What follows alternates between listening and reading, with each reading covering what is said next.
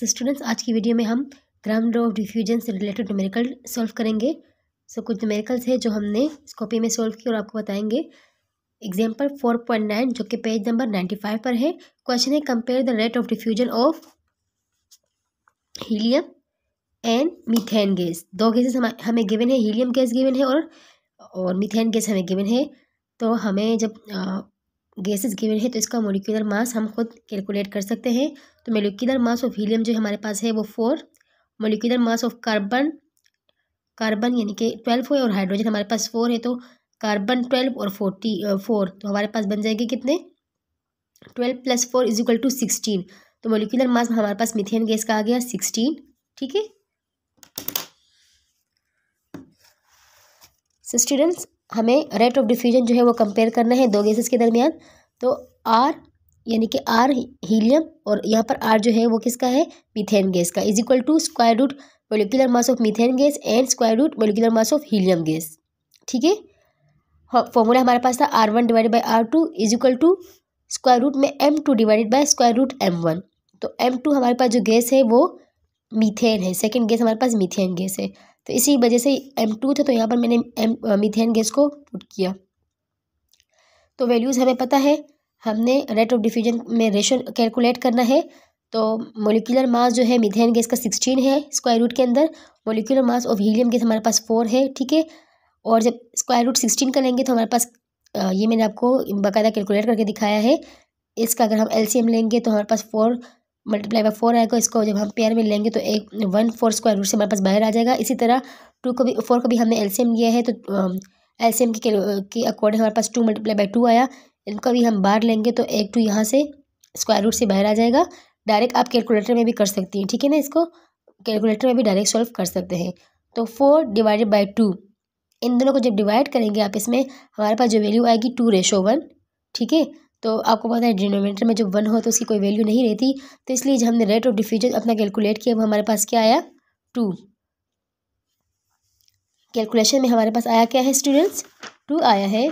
तो यहाँ पर हमारे पास ये 2 क्या डोनेट कर रहा है, helium diffuses 2 times as fast as methane gas, यानी कि हीलियम गैस जो है वो 2 टाइम फास्टर डिफ्यूज हुई है मीथेन गैस से। यहाँ पर मैं लिख देती हूँ helium.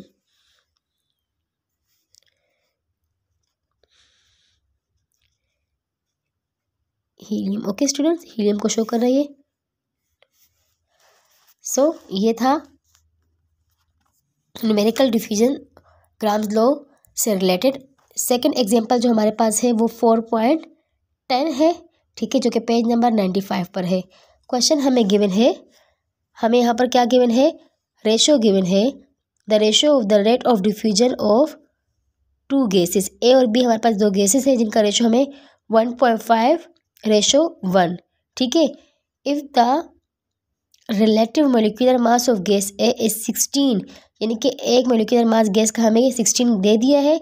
Find out the relative molecular mass of gas B, यानी कि मोलिकुलर मास गैस बी का हमने खुद कैलकुलेट करना है। आर ए और आर बी हमारे पास 2 गैसेस है जिनका रेशो 1.5 / 1। ये क्या है, 1.5 / 1। जब इन दोनों को आप इसमें डिवाइड करेंगे, चलिए हम उसको आगे देखते हैं। तो molecular mass of gas A जो हमारे पास है वो 16 है, molecular mass of gas B हमने कैलकुलेट करना है। ये आपके पास आ गया डेटा। तो इसकी कैलकुलेशन अगर हम देखेंगे, फॉर्मूला वही पुट करना है, RA / RB = square root MB square root MA। तो इन दोनों का रेशन हमें गिवन है, मतलब RA हमें गिवन था 1.5 और RB हमें गिवन था 1।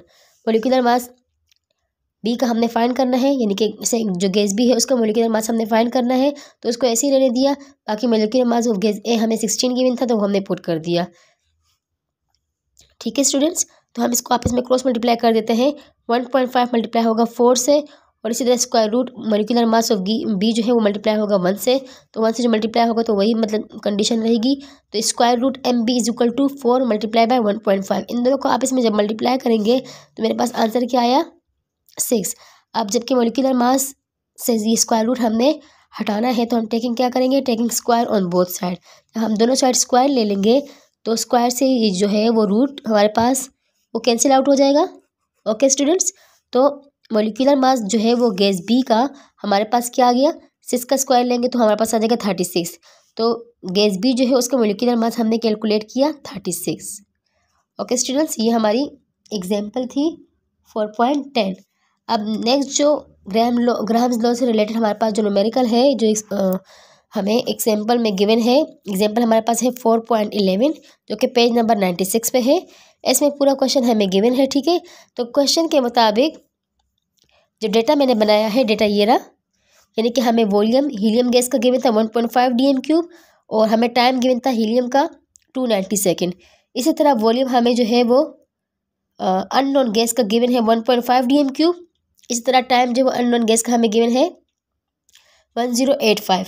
मोलिकुलर मास हीलियम गैस का हमें 4 गिवन है। इस तरह मोलिकुलर मास जो अननोन गैस है उसका हमने फाइंड आउट करना है। डेटा पूरा हमने बना लिया है, ठीक है स्टूडेंट्स। आर की हमें वैल्यू नहीं गिवन, लेकिन आर का फॉर्मूला हमें पता है V/T होता है। तो यहाँ पर हमने आर का फॉर्मूला लिख दिया, यानी कि अगर आर हीलियम है, यानी कि हीलियम गैस है, तो मैंने यहाँ पर लिख दिया volume of helium gas divided by time with helium. इससे divided by volume of unknown gas, यानी कि एक्स जो है वो अननोन गैस को डोनेट कर रहा है, divided by T unknown is equal to square root molecular mass of unknown gas divided by square root में 4, यानी कि मोलिकुलर मास ऑफ हीलियम मैंने पुट कर दिया।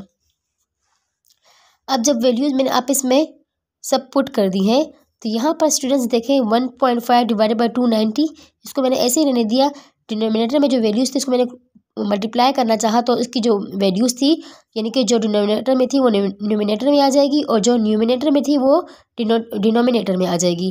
तो 1.5 डिवाइडेड बाय 290 मल्टीप्लाई बाय, मतलब यहाँ पर ये डिवाइड हो रहा, तो यहाँ पर मैं इसको मल्टीप्लाई की कंडीशन में लेकर आई हूँ, डिवाइड को मल्टीप्लाई की कंडीशन में आई हूँ। तो इस तरह जो वैल्यूज न्यूमिनेटर और डिनोमिनेटर की थी वो आप इसमें एक्सचेंज हो गई है।